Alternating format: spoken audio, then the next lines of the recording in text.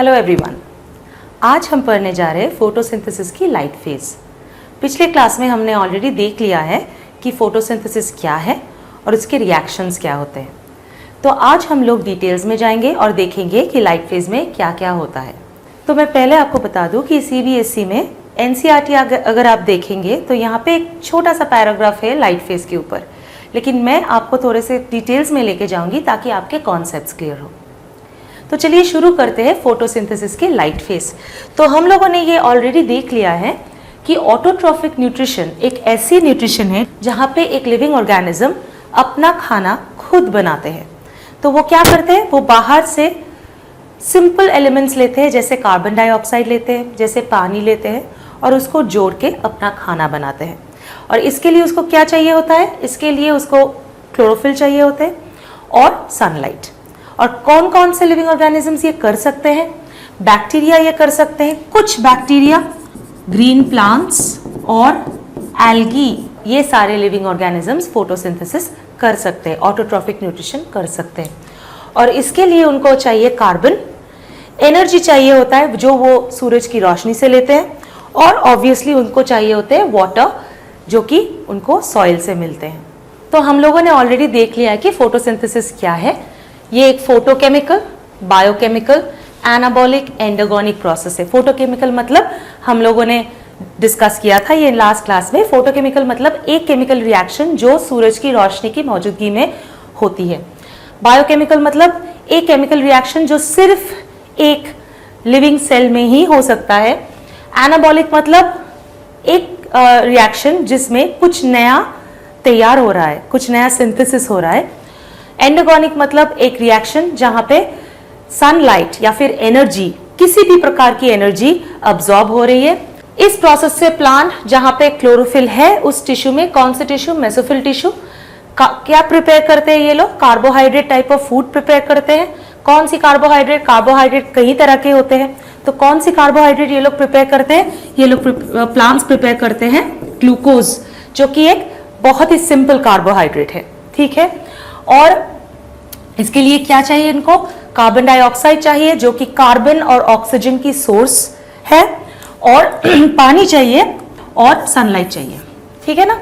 तो ये सारे अगर सामान प्लांट्स को मिल जाए तो प्लांट्स अपने सेल के अंदर फोटोसिंथेसिस के द्वारा अपना खाना खुद बना सकते हैं। लेकिन यही रिएक्शन अगर आप एक लिविंग सेल के बाहर करना चाहोगे तो वो नहीं हो पाता है। इसीलिए हम इसको बायोकेमिकल रिएक्शन बोलते हैं, एक रिएक्शन जो सिर्फ लिविंग सेल के अंदर ही हो सकता है। तो फोटोसिंथेसिस के दो फेजेस होते हैं, एक है लाइट फेज और एक है डार्क फेज। तो कुछ रिएक्शंस, फोटोसिंथेसिस के कुछ रिएक्शंस सिर्फ सनलाइट या फिर सूरज की रोशनी के प्रेजेंस में, मौजूदगी में होगा, और कुछ रिएक्शंस के लिए प्लांट्स को सूरज की रोशनी नहीं चाहिए। अगर सूरज की रोशनी है तो भी ठीक है, नहीं है तो भी ये रिएक्शंस हो सकते हैं। तो लाइट फेज का जो रिएक्शंस है, ये रिएक्शंस होता है ग्राना में। क्यों ग्राना में होते हैं? क्योंकि लाइट अब्सॉर्ब करने के लिए हमको क्या चाहिए? क्लोरोफिल। और क्लोरोफिल कहाँ पे है? ग्राना में या फिर थाइलेकॉइड्स में। सो इसीलिए ग्राना में, क्योंकि इट कंटेन्स क्लोरोफिल, ठीक है। लेकिन डार्क फेज के लिए हमको क्लोरोफिल नहीं चाहिए, क्योंकि डार्क फेज में कोई सूरज की रोशनी नहीं एब्जॉर्ब करनी है। तो इसीलिए डार्क फेज होता है स्ट्रोमा में, जो कि एक लिक्विड पानी की तरह एक मैट्रिक्स है क्लोरोप्लास्ट के अंदर। वहां पे सारे एंजाइम्स जो चाहिए होते हैं डार्क फेज के लिए वो है, तो डार्क फेज स्ट्रोमा में होता है। अभी लाइट फेज में क्या होता है? ये एक लाइट एसेंशियल प्रोसेस है, एक प्रोसेस जिसमें आपको एक बहुत सारे रिएक्शंस होते हैं यहाँ पे, जहाँ पे लाइट बहुत ही जरूरी है। अगर सनलाइट नहीं है, अगर सूरज की रोशनी नहीं है तो ये रिएक्शंस नहीं होंगे। और इस रिएक्शन के बाद NADP और ATP, दो बहुत ही इंपॉर्टेंट प्रोडक्ट्स, ATP और NADP, हम लोग इसके डिटेल्स में जाएंगे। NADPH, ये दो बहुत ही इंपॉर्टेंट प्रोडक्ट्स लाइट फेज के बाद बनती है, और ये दोनों प्रोडक्ट्स अगर नहीं हो तो डार्क फेज नहीं होगा। तो इसीलिए डार्क फेज लाइट इंडिपेंडेंट है। लाइट इंडिपेंडेंट मतलब क्या? लाइट इंडिपेंडेंट मतलब अगर लाइट है, अगर सनलाइट है, अगर सूरज की रोशनी है तो ये रिएक्शंस होंगे। अगर सूरज की रोशनी नहीं भी है लेकिन ये प्रोडक्ट्स मौजूद है तो भी डार्क फेज के रिएक्शंस हो पाएंगे। ठीक है, तो हमको क्या चाहिए डार्क फेज के लिए? हमको ये दो प्रोडक्ट्स चाहिए। अभी ये दो प्रोडक्ट्स कहां से आ रहे हैं? ये दो आ रहे हैं लाइट फेज से। तो इनडायरेक्टली क्या हुआ, डार्क फेज भी लाइट के ऊपर डिपेंडेंट हो गया, लेकिन हम इसको लाइट इंडिपेंडेंट फेज ही बोलेंगे। अगर डार्क फेज होना है तो आपको एटीपी और NADPH चाहिए जो लाइट फेज से आता है। इसीलिए आप मुझे पूछ सकते हैं कि अगर ऐसा डार्क फेज बोल के एक रिएक्शन है, फोटोसिंथेसिस का ही रिएक्शन है, और ये सूरज की रोशनी नहीं हो तो भी हो सकते हैं, तो फिर फोटोसिंथेसिस क्यों रात को नहीं होता है? इसीलिए नहीं होता है क्योंकि डार्क फेज होने के बावजूद अगर लाइट फेज नहीं हो तो डार्क फेज भी नहीं होगा। तो सनसेट के बाद, सूरज डूब जाने के बाद कुछ समय तक, कुछ घंटों तक, 1-2 घंटे तक ये दो प्रोडक्ट्स रहते हैं प्लांट्स में, स्टोर्ड रहते हैं। तो ये प्रोडक्ट्स यूज करके सूरज डूबने के बाद भी 1-2 घंटे तक डार्क फेज चालू रहेगा, लेकिन उसके बाद जब ये प्रोडक्ट्स खत्म हो जाएंगे तब डार्क फेज भी बंद हो जाएगा, तब फोटोसिंथेसिस नहीं होगा। तो इसीलिए सूरज डूबने के बाद और रात को फोटोसिंथेसिस नहीं होता है। ऑल्दो फोटोसिंथेसिस का एक डार्क फेज भी है, फिर भी सूरज की रोशनी नहीं हो तो कुछ देर बाद फोटोसिंथेसिस बंद हो जाता है। तो अभी हम देखते हैं कि ये एटीपी और NADPH जो प्रोडक्ट्स के बारे में हम लोग बात कर रहे थे, जो बहुत ही इंपॉर्टेंट है डार्क फेज के लिए, वो है क्या? तो एटीपी का फुल फॉर्म है एडेनोसिन ट्राइफॉस्फेट। ट्राई मतलब क्या? ट्राई मतलब 3 और फॉस्फेट मतलब फॉस्फेट ग्रुप या फॉस्फेट आयंस। और एडेनोसिन एक कंपाउंड है, ऑर्गेनिक कंपाउंड है जो लिविंग ऑर्गेनिजम्स में मिलते हैं, और ये कार्बन, हाइड्रोजन, ऑक्सीजन, नाइट्रोजन द्वारा तैयार होता है। ठीक है, अभी जब हमारे बॉडी में या फिर प्लांट्स के बॉडी में या फिर कोई भी लिविंग ऑर्गेनिज्म के बॉडी में ज्यादा एनर्जी हो तो हम लोग क्या करते हैं? आप सोचिए, आपने नाश्ता किया या फिर रात को डिनर खाया और आप सो गए। अभी आपका खाना हजम हुआ, वो सेल्स में गए, वहां पे खाना टूट रहा है रेस्पिरेशन होके और वहां से एनर्जी निकल रही है, लेकिन आप तो सो रहे हो, इसीलिए आपको इतना सारा एनर्जी की जरूरत तो है नहीं रात को। तो थोड़ा सा एनर्जी आपको चाहिए जो आपको मेंटेन करता है बेसिक, बहुत जरूरी जो एक्टिविटी हो रहा है, सांस लेना, हार्ट बीट, इसके लिए आपको एनर्जी चाहिए, वो आप यूज कर रहे हो। लेकिन उसके ज्यादा मतलब एक्स्ट्रा जो एनर्जी निकल रही है वो आप क्या करोगे? अगर वो आप नहीं स्टोर करोगे तो वो हीट बन के आपकी बॉडी से निकल जाएगी, और जब सुबह आप उठोगे तो आपको लगेगा कि आपके पास कोई एनर्जी ही नहीं है। तो इसीलिए सारे लिविंग ऑर्गेनिजम्स को एनर्जी स्टोर करने की एक प्रोसेस सोचना पड़ेगा, और वो प्रोसेस क्या है? वो है ये मॉलिक्यूल। अभी क्या होता है, एडेनोसिन के साथ अगर आप फॉस्फेट जोड़ना चाहते हो तो आप एक्चुअली 3 फॉस्फेट आयंस एडेनोसिन के साथ जोड़ सकते हो, लेकिन फॉस्फेट और एडेनोसिन बहुत ज्यादा एक दूसरे के साथ बॉन्ड नहीं करना चाहते हैं।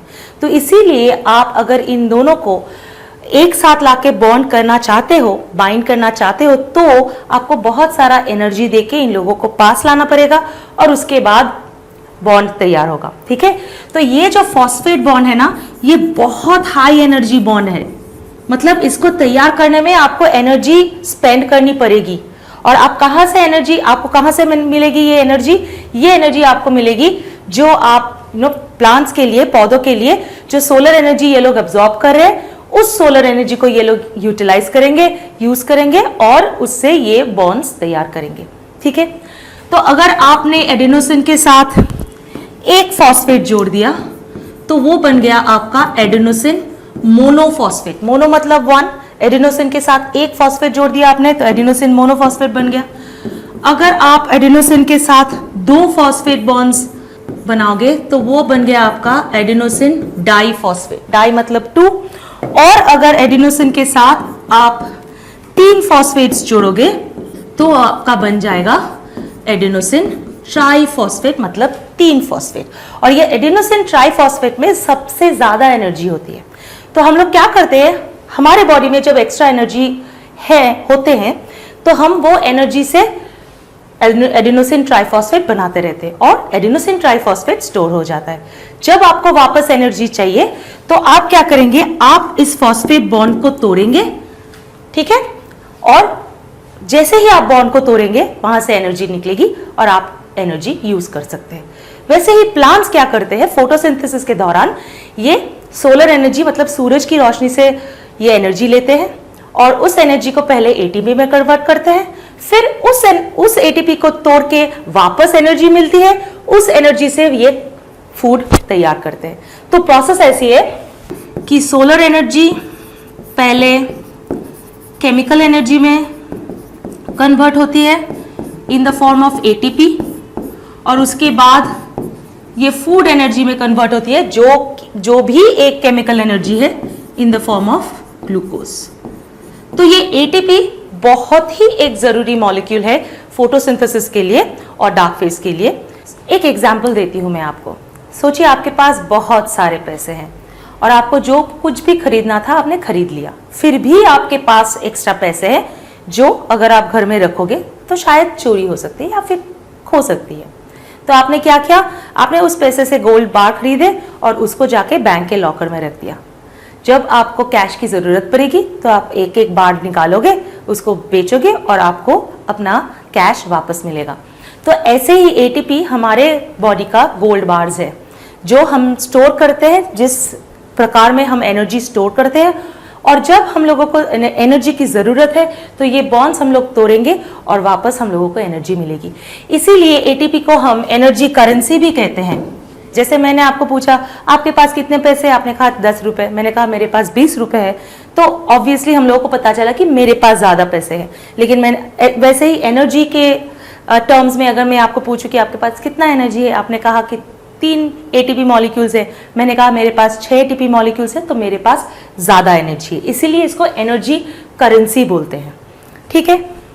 नेक्स्ट मॉलिक्यूल जो डार्क फेज में बहुत ज़रूरी है और जो लाइट फेज से आता है वो है NADP, मतलब निकोटिनामाइड एडेनाइन डाइन्यूक्लियोटाइड फॉस्फेट। ये भी एक ऑर्गेनिक मॉलिक्यूल है जो बहुत ही ज़रूरी है फोटोसिंथेसिस के लिए। क्यों, मैं दिखाती हूँ आपको। देखिए, कार्बन डाइऑक्साइड को हम ग्लूकोज में कन्वर्ट करेंगे, ठीक है ना।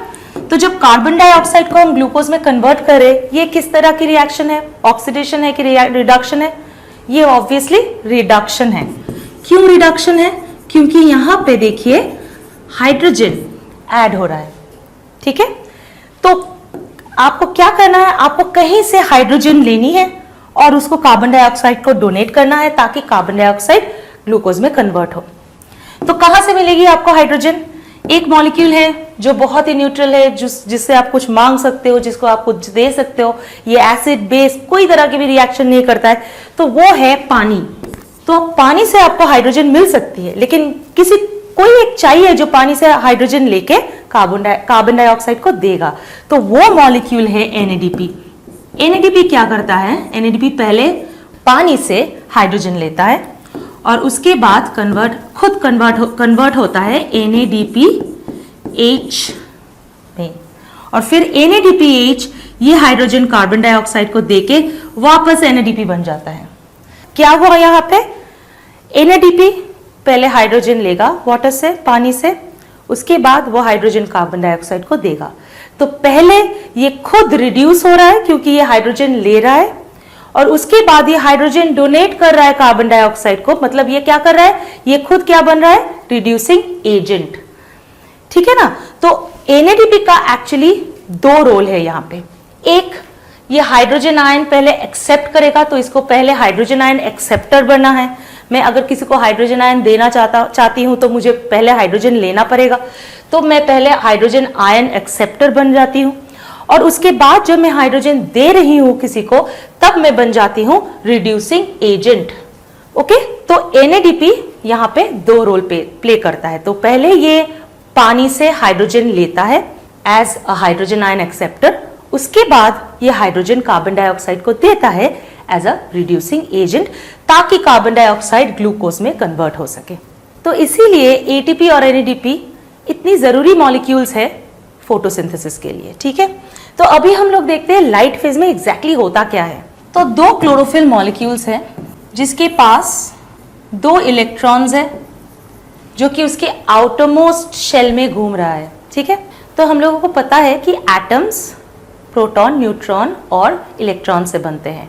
ओके, और न्यूक्लियस में प्रोटॉन और न्यूट्रॉन रहते हैं और उसके चारों ओर घूमते हैं इलेक्ट्रॉन्स। तो क्लोरोफिल में ये दो इलेक्ट्रॉन्स जो एकदम लास्ट शेल में घूम रहा है, ये है दो वो आउटरमोस्ट इलेक्ट्रॉन्स। अभी जब सोलर एनर्जी, सूरज की रोशनी, तो जब सूरज की रोशनी क्लोरोफिल पर पड़ती है तो ये दो इलेक्ट्रॉन्स वो एनर्जी अब्सॉर्ब करते हैं। और क्या होता है, अगर इलेक्ट्रॉन्स एनर्जी अब्सॉर्ब करे तो क्या होता है उसका, वो लोग एनर्जाइज्ड हो जाते हैं और एनर्जाइज्ड होके अगले शेल में, अगले ऑर्बिटल में वो जंप कर जाएंगे। तो वो ऐसे लोअर एनर्जी स्टेट में थे तो वो चले जाते हैं हायर एनर्जी स्टेट में, मतलब बहुत ज्यादा एनर्जी उसमें आ जाता है। और सूरज की रोशनी फिर भी क्लोरोफिल पर पड़ रही है, तो अभी क्या होगा, अभी बहुत ज्यादा एनर्जी ले लिया ना इलेक्ट्रॉन, तो इलेक्ट्रॉन वो एटम के साथ नहीं रहता है, तो वो एकदम बाहर निकल जाता है एटम से और एटम में एक पॉजिटिव चार्ज क्रिएट होती है। तो आप देखेंगे कि बाद में क्लोरोफिल मॉलिक्यूल से जब दो इलेक्ट्रॉन्स निकल गए तो क्लोरोफिल में ना दो पॉजिटिव चार्ज तैयार हो गया। ठीक है, तो ये जो क्लोरोफिल है ये बहुत ही एक रिएक्टिव क्लोरोफिल है। क्यों? क्योंकि इसके पास एक पॉजिटिव चार्ज है और हम लोग जानते हैं कोई भी चार्ज मॉलिक्यूल क्या कोशिश करता है, वो कोशिश करते हैं कि हम न्यूट्रल बन जाए, क्योंकि जितना भी आपके पास चार्ज रहेगा उतना आप रिएक्टिव बनोगे, इसके साथ रिएक्ट करोगे, उसके साथ रिएक्ट करोगे। तो सारे मॉलिक्यूल्स यही कोशिश करते हैं कि वो न्यूट्रल रहे। तो अभी इसको हम बोलेंगे, इस क्लोरोफिल को हम बोलेंगे एक्साइटेड क्लोरोफिल। ठीक है ना, और ये क्लोरोफिल था हमारा ग्राउंड स्टेट क्लोरोफिल, मतलब ये बहुत स्टेबल था, ज्यादा रिएक्टिव नहीं था। लेकिन ये वाला क्लोरोफिल जो है यहाँ पे दो पॉजिटिव चार्ज की वजह से ये बहुत ही रिएक्टिव है। ठीक है, इसको हम बोलते हैं एक्साइटेड क्लोरोफिल। अभी एक्साइटेड क्लोरोफिल दो पॉजिटिव चार्ज लेके ज्यादा देर नहीं बैठ सकता, तो इसको अपना न्यूट्रल कंडीशन वापस लाना है। तो इसके लिए इसको क्या चाहिए, दो इलेक्ट्रॉन्स चाहिए कहीं से। तो एक पॉसिबिलिटी है कि जो दो इलेक्ट्रॉन्स निकल गए थे वो दो इलेक्ट्रॉन्स वापस आए, एक पॉसिबिलिटी है। तो एक पॉसिबिलिटी है कि जो इलेक्ट्रॉन्स निकल गए थे वो फिर वापस क्लोरोफिल में आ जाए। लेकिन इसके लिए इलेक्ट्रॉन्स में जो बहुत ज्यादा एनर्जी था वो उसको छोड़ना पड़ेगा, क्योंकि बहुत ज्यादा एनर्जी लेके इलेक्ट्रॉन क्लोरोफिल में वापस नहीं आएगा, और आया भी तो इतना एनर्जी के साथ क्लोरोफिल को स्ट्राइक करेगा कि क्लोरोफिल का मॉलिक्यूल ब्रेक हो सकता है, टूट सकता है। ठीक है, तो इलेक्ट्रॉन को क्या करना पड़ेगा, अगर ये इलेक्ट्रॉन क्लोरोफिल में वापस आ रहा है अगर, तो इसको जो एक्स्ट्रा एनर्जी इन्होंने ली थी सूरज की रोशनी से, वो एनर्जी इसको छोड़नी पड़ेगी। और इमीडिएटली क्या करेंगे हम, एक्स्ट्रा एनर्जी से हम लोग क्या करते हैं, एक्स्ट्रा एनर्जी से हम लोग इमीडिएटली एडीपी, एडेनोसिन डाइफॉस्फेट के साथ एक इनऑर्गेनिक फॉस्फेट जोड़ के एटीपी बना लेंगे। ठीक है, तैयार हो गया हमारा एटीपी यहाँ पे जो लाइट फेज, डार्क फेज में हमको चाहिए। ठीक है, अगर इलेक्ट्रॉन वापस नहीं आया तो इलेक्ट्रॉन भी अकेले अकेले घूम नहीं सकता इतना एनर्जी लेके सिस्टम में, क्योंकि वो भी बहुत रिएक्टिव है, वो भी इसके साथ उसके साथ रिएक्ट करता रहेगा। और क्लोरोफिल भी बेचारा दो पॉजिटिव चार्ज लेके बैठा रहेगा। तो अभी क्या होगा, सोचिए अगर इलेक्ट्रॉन्स वापस नहीं आए क्लोरोफिल में तो इलेक्ट्रॉन्स कहाँ जाएगा, तो इलेक्ट्रॉन को कहीं और जाना पड़ेगा, किसी और मॉलिक्यूल के पास जो ऑलरेडी पॉजिटिवली चार्ज्ड है, जो इलेक्ट्रॉन्स एक्सेप्ट कर सकते हैं। तो ऐसा मॉलिक्यूल कौन सा है, हमारे पास है NADP जो ऑलरेडी पॉजिटिवली चार्ज्ड है, जहां जिसके पास ऑलरेडी इलेक्ट्रॉन कम है, इसीलिए उसके पास भी एक पॉजिटिव चार्ज है। तो ये NADP क्या करेगा, दो इलेक्ट्रॉन ले लेगा, लेकिन दो इलेक्ट्रॉन लेने से NADP एक नेगेटिवली चार्ज मॉलिक्यूल बन जाएगा, क्योंकि एक पॉजिटिव चार्ज था तो एक इलेक्ट्रॉन से एक पॉजिटिव चार्ज न्यूट्रलाइज हो जाएगा, लेकिन एक और एक्स्ट्रा इलेक्ट्रॉन आ रहा है तो यहाँ पे एक नेगेटिव चार्ज NADP पे डेवलप होगा। ठीक है, वहां पे हम वापस जाएंगे, लेकिन उससे पहले देखते हैं कि यहाँ क्लोरोफिल के साथ क्या हो रहा है, क्योंकि क्लोरोफिल भी बहुत ज्यादा देर तक एक्साइटेड नहीं रह सकता, इसको भी अपना इलेक्ट्रॉन वापस चाहिए। तो वो इलेक्ट्रॉन तो जा चुका है, उसका तो वापस लौटने का कोई चांस है नहीं। तो अभी एक्साइटेड क्लोरोफिल क्या करेगा, एक्साइटेड क्लोरोफिल अभी पानी को तोड़ के H+ और OH- आयन बनाएंगे और पानी के मॉलिक्यूल में एक लोन पेयर ऑफ इलेक्ट्रॉन रहता है जो वापस बाहर निकल आएगा। अभी लोन पेयर ऑफ इलेक्ट्रॉन मतलब क्या, अगर आप पानी के मॉलिक्यूल को देखोगे तो वहां पे एक ऑक्सीजन, 2 हाइड्रोजन और एक पेयर ऑफ इलेक्ट्रॉन रहता है जो कोई बॉन्ड नहीं तैयार करता है। इसको हम बोलते हैं लोन पेयर ऑफ इलेक्ट्रॉन। ठीक है, तो ये लोन पेयर ऑफ इलेक्ट्रॉन बाहर निकल आएगा और क्लोरोफिल के पास चला जाएगा। क्लोरोफिल अपना इलेक्ट्रॉन गेन करके खुशी खुशी अपना ग्राउंड स्टेट पे वापस चले जाएंगे। तो अभी ये और रिएक्टिव नहीं रहा। तो ये जो हम ब्रेक डाउन कर रहे हैं पानी को H+ और OH- आयन में एक्साइटेड क्लोरोफिल के साथ, इसको हम बोलते हैं फोटो मतलब रोशनी, लिसिस मतलब ब्रेक डाउन, तोड़ना। तो हम क्या कर रहे हैं, हम किसको तोड़ रहे हैं, हम पानी को तोड़ रहे हैं। क्यों इसको, तो इसीलिए लाइसिस बोल रहे हैं क्योंकि हम पानी को तोड़ रहे हैं। क्यों इसको फोटोलाइसिस बोल रहे हैं, क्योंकि हम इसको excited chlorophyll, light excited chlorophyll के मौजूदगी में तोड़ रहे हैं। तो कभी कभी ये क्वेश्चन आता है आपके एग्जाम में कि what is photolysis of water, और आप लोग लिखते हैं कि जब सूरज की रोशनी में पानी ब्रेक डाउन हो जाता है वो है फोटोलिसिस। देखिए, आप एक ग्लास पानी लेके सूरज की रोशनी में रखेंगे तो वो ब्रेक डाउन नहीं होगा। तो आपको लिखना क्या है, आपको लिखना है कि जब पानी टूटता है H+ और OH- आयन्स में, जब लाइट एक्टिवेटेड क्लोरोफिल उसको स्ट्राइक करता है तब। तो ये लाइट एक्टिवेटेड क्लोरोफिल आपको मेंशन करना ही है। ठीक है, तो क्या हुआ, यहाँ पे एक lone pair of electron water, पानी का इलेक्ट्रॉन क्लोरोफिल ने ले लिया, दूसरा एक लोन पेयर और भी है वो रह जाता है पानी के साथ, लेकिन एक लोन पेयर यहां से निकल के क्लोरोफिल में आ गया और क्लोरोफिल अपना ग्राउंड स्टेट, स्टेबल स्टेट में वापस आ गया। लेकिन प्रॉब्लम अभी भी है। तो NADP है यहाँ पे एक चार्ज मॉलिक्यूल और H+ भी है एक यहाँ पे चार्ज मॉलिक्यूल। तो अब क्या होगा, अब ये H+ NADP के पास जाएगा और NADP कन्वर्ट होगा NADPH+H+ में। तो इसको हम NADPH2 भी लिख सकते हैं, लेकिन लिखते नहीं है, इसको हम NADPH+H+ लिखते हैं क्योंकि ये जो एक हाइड्रोजन है वो आयनाइजेबल फॉर्म में रहता है, वो डिसोशिएट होके रहता है। ठीक है, तो हम NADPH+H+ लिखते हैं। और ये जो OH आयन है इसका क्या होगा, अभी OH आयन, हाइड्रोक्सिल आयन जो है वो OH रेडिकल में कन्वर्ट होगा, इलेक्ट्रॉन यहां से भी बाहर निकलेगा और वो सिस्टम में आ जाएगा जहां पे ऐसा नहीं है कि ये रिएक्शन एक ही बार हो रहा है और क्लोरोफिल दो ही क्लोरोफिल मॉलिक्यूल्स है और 2 ही इलेक्ट्रॉन्स चाहिए। ये रिएक्शंस ओवरलैपिंग है, रिपीट होता है, इसलिए ये इलेक्ट्रॉन भी इस सिस्टम में चला जाएगा कहीं पे और 4 OH रेडिकल, 2 मॉलिक्यूल पानी का और 1 मॉलिक्यूल ऑक्सीजन का तैयार करेगा। और ये जो ऑक्सीजन है ये प्लांट से बाहर निकल जाएगी। तो यही वो ऑक्सीजन है जो फोटोसिंथेसिस के दौरान प्लांट्स रिलीज करते हैं, छोड़ते हैं। ठीक है, तो ये ऑक्सीजन कहां से आया, ये ऑक्सीजन आया OH से, OH रेडिकल से, OH आया पानी से। तो अगर हम आपको पूछे कि फोटोसिंथेसिस के दौरान जो ऑक्सीजन निकलती है वो कहां से आता है, कार्बन डाइऑक्साइड से आता है कि पानी से आता है, तो अभी आपको मालूम है कि वो पानी से आता है। ठीक है, तो ये है पूरा लाइट फेज जो हम आपको अभी अभी बताए। तो ये है वो क्लोरोफिल, ये है इलेक्ट्रॉन्स और इलेक्ट्रॉन जब सूरज की रोशनी क्लोरोफिल पे पड़ती है तो इलेक्ट्रॉन्स क्या होता है, वो हायर एनर्जी स्टेट में चला जाता है और उसके बाद इलेक्ट्रॉन्स बाहर निकल जाता है। ठीक है, अभी ये हो गया एक्साइटेड क्लोरोफिल क्योंकि इसके पास 2 पॉजिटिव चार्जेस है। तो एक्साइटेड क्लोरोफिल वाटर के साथ रिएक्ट करके वाटर को H+ एंड OH- आयंस में ब्रेक कर देगा। इस प्रोसेस को हम बोलते हैं फोटोलिसिस ऑफ वाटर। और जो इलेक्ट्रॉन निकलेगा पानी से वो चला जाएगा क्लोरोफिल के पास, क्लोरोफिल वापस आ जाएगा अपना ग्राउंड स्टेट में फिर से एक्साइटेड होने के लिए। ओके, और जो इलेक्ट्रॉन निकला था वो जाएगा NADP+ के पास।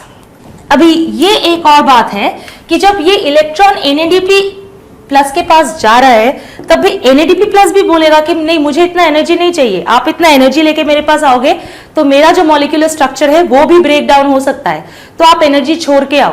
तो यहां पे भी अगर इलेक्ट्रॉन को NADP प्लस के पास भी जाना है तो भी उसको एक्स्ट्रा, तो भी इलेक्ट्रॉन को एक्स्ट्रा एनर्जी छोड़ के आना पड़ेगा, और उस एक्स्ट्रा एनर्जी से फिर से हम लोग ATP बनाएंगे। तो कुछ भी हो, इलेक्ट्रॉन अगर क्लोरोफिल के पास वापस आए या फिर इलेक्ट्रॉन NADP के प्लस जाए, एनर्जी तो उसको छोड़नी ही है और उस एनर्जी से हम ATP तैयार करेंगे। ठीक है, तो यहां पे देखिए जो इलेक्ट्रॉन जब NADP प्लस के पास जा रहा है तब वो एनर्जी रिलीज कर रहा है, उससे हम ADP मतलब एडेनोसिन डाइफॉस्फेट, ये है एडेनोसिन डाइफॉस्फेट, उसके साथ PI, I मतलब इनऑर्गेनिक, तो एक और फॉस्फेट हम लाके इसको जोड़ देंगे और हमको मिल जाएगा एडेनोसिन ट्राइफॉस्फेट। ठीक है, NADP का क्या हुआ, NADP प्लस हो गया और हाइड्रोजन आयन जाके NADP H+ बना दिया उसको। तो ये दो प्रोडक्ट्स हमको बहुत ज्यादा जरूरी है डार्क फेज में। और जो OH आयन है वो OH आयन पहले OH रेडिकल फॉर्म करेगा, फिर 4 OH रेडिकल बनाएगा, 2 मॉलिक्यूल वाटर और 1 मॉलिक्यूल ऑक्सीजन। ये वही ऑक्सीजन है जो फोटोसिंथेसिस के दौरान पौधे छोड़ते हैं। ठीक है, तो ये बन गया हमारा पूरा लाइट फेज का रिएक्शंस। तो होपफुली आपको समझ में आया होगा कि लाइट फेज में क्या क्या होता है। तो मेन जो बेसिक पॉइंट्स है, अगर हम बहुत ज्यादा रिएक्शंस में नहीं जाए तो मेन 4 रिएक्शंस होते हैं फोटोसिंथेसिस के दौरान। एक है फोटोलिसिस ऑफ वाटर, उसमें क्या होता है, पानी, ये सारे रिएक्शंस आपको अगर आप याद रखेंगे तो अच्छा है। तो H+ और OH- आयन में ब्रेक डाउन हो जाता है और इसके लिए आपको चाहिए क्या होता है, सनलाइट एक्टिवेटेड क्लोरोफिल। ठीक है, सेकेंड रिएक्शन है रिडक्शन ऑफ NADP। तो रिडक्शन ऑफ NADP में क्या हो रहा है, NADP जो पहले से पॉजिटिवली चार्ज था वो 2 इलेक्ट्रॉन्स एक्सेप्ट कर रहा है। ठीक है, करके वो अभी बन रहा है NADP-, एक नेगेटिव चार्ज एक्स्ट्रा हो गया उसके पास। तो अभी NADP क्या करेगा, अभी NADP- जो है वो हाइड्रोजन को ले लेगा पानी के यहां से, और हाइड्रोजन को लेके वो बन जाएगा NADP H+H+। अभी ये बैलेंस नहीं है रिएक्शन, बैलेंस ऑब्वियसली करना पड़ेगा। नेक्स्ट है एवोल्यूशन ऑफ ऑक्सीजन, ये भी बन रहा है, क्यों, क्योंकि OH आयन जो है वो OH आयन पहले बन रहा है OH रेडिकल, उसके बाद 4 OH रेडिकल मिलके बना रहा है 2 मॉलिक्यूल पानी का और 1 मॉलिक्यूल ऑक्सीजन का। ये जो ऑक्सीजन ये है ये बाहर निकल रहा है प्लांट से, तो इसको हम इसलिए बोलते हैं एवोल्यूशन ऑफ ऑक्सीजन। और जो पानी है ये प्लांट फिर से यूज कर सकता है या फिर इसको ट्रांसपीरेशन के दौरान बाहर भी निकाल सकते हैं। और लास्ट जो है वो है फोटो फॉस्फोराइलेशन। देखिए ये सब टर्मिनोलॉजीज आपके एनसीईआरटी में नहीं है, लेकिन एनसीईआरटी में ये मेंशन की हुई है कि क्या बनता है, solar energy is converted to chemical energy, ये लिखा हुआ है। लेकिन आपको अगर समझ में नहीं आएगा कि सोलर एनर्जी को केमिकल एनर्जी में कैसे कन्वर्ट करते हैं, केमिकल एनर्जी होता क्या है, क्या उसका फॉर्म है, तो आपको कैसे समझ में आएगी। तो इसीलिए हम थोड़ा सा डिटेल्स में जा रहे हैं, आप ये समझ लीजिए, लेकिन एग्जाम्स के लिए आप एनसीईआरटी ही फॉलो कीजिए। तो फोटोफॉस्फोराइलेशन क्या है, पहले फॉस्फोराइलेशन का मतलब क्या होता है, फॉस्फोराइलेशन का मतलब है एडिशन ऑफ फॉस्फेट। फॉस्फेट जहां पे आप ऐड कर रहे हो उस रिएक्शन को बोलते हैं फॉस्फोराइलेशन। और फोटो क्यों, क्योंकि यहां पे फॉस्फेट ऐड करने के लिए आपको जो एनर्जी चाहिए वो एनर्जी आ रहा है लाइट से, सोलर एनर्जी से, सूरज की रोशनी से, इसीलिए आप इसको बोल रहे हो फोटो फॉस्फोराइलेशन। तो इसको कौन सा रिएक्शन के बारे में हम लोग बात कर रहे हैं, जहां पे आप एडीपी और पीआई को जोड़ के एटीपी बना रहे हो, वो हो गया आपका फोटोफॉस्फोराइलेशन। क्योंकि यहां पे देखिए आप फॉस्फेट ऐड कर रहे हो तो फॉस्फोराइलेशन। और फोटो क्यों, क्योंकि जो एनर्जी आपको चाहिए ये बॉन्ड तैयार करने में, वो एनर्जी आपको मिल रही है सूरज की रोशनी से। ठीक है, तो ये 4 रिएक्शंस फोटोसिंथेसिस के इंपॉर्टेंट रिएक्शंस है। ऑलराइट, तो आप अगर अपनी एनसीईआरटी देखोगे तो वहां पे 2 लाइंस लिखे हैं, the chlorophyll absorbs solar energy, जो कि ये वाला प्रोसेस है, कैसे क्लोरोफिल ने सोलर एनर्जी एब्जॉर्ब किया। सेकेंड लाइन लिखा हुआ है solar energy is converted into chemical energy. वो एटीपी की फॉर्मेशन के बारे में बात कर रहा है, कैसे सोलर एनर्जी को हमने एटीपी में कन्वर्ट कर दिया, केमिकल एनर्जी। थर्ड लाइन लिखा हुआ है कि water breaks down into H+ and OH- ion, जो कि ये फोटोलिसिस के बारे में बात कर रहा है। ठीक है, वहां पे NADP या फिर NADP H+ के बारे में नहीं लिखा है, लेकिन अगर आप ये नहीं समझोगे तो डार्क फेज नहीं समझ पाओगे। ठीक है, तो चलिए देख लेते हैं अंत में कि लाइट फेज के दौरान क्या क्या होता है। पहला, sunlight strikes chlorophyll, chlorophyll releases electrons and becomes positively charged। इस positively charged क्लोरोफिल को हम क्या बोलते हैं? इस positively charged क्लोरोफिल को हम बोलते हैं excited क्लोरोफिल। ठीक है, second, excited chlorophyll strikes water, okay, और इससे क्या होता है? H+ और OH- आयन्स में पानी टूट जाता है। इसको हम क्या बोलते हैं? इसको हम बोलते हैं फोटोलिसिस। उसके बाद इलेक्ट्रॉन जो क्लोरोफिल से निकला हुआ है combines with NADP to form NADP minus. ठीक है, उसके बाद NADP minus combines with H+ to form NADPH+H+। ठीक है, और अंत में very important, electrons release energy and this energy is used to join ADP and PI to form ATP। तो ये है लाइट फेज के सारे रिएक्शंस। उम्मीद है आपको समझ में आया होगा। अगर कुछ कमेंट्स है या डाउट्स है आप लिख सकते हैं कमेंट्स में या फिर डाउट बॉक्स में।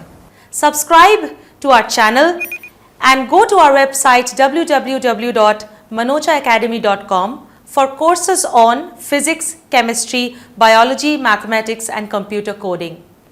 Hope you will have fun. Happy learning.